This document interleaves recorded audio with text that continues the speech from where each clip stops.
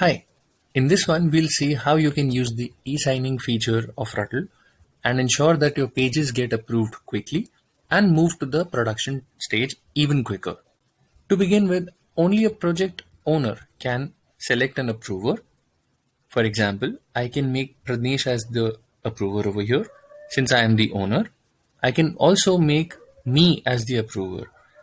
As a project owner, I can make as many approvers as I want. I can also remove them from approvers and mark someone else as an approver at any point of the time. Now, how does it look like to an approver?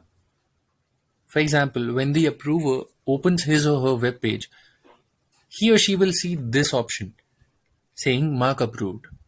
When the approver clicks on this, no more comments or edits will be possible until unless it's unapproved again.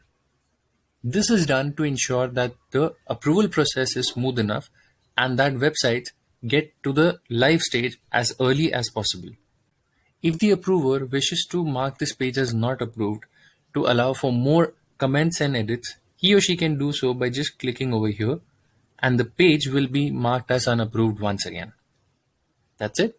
Thanks, and we'll see you in the next one.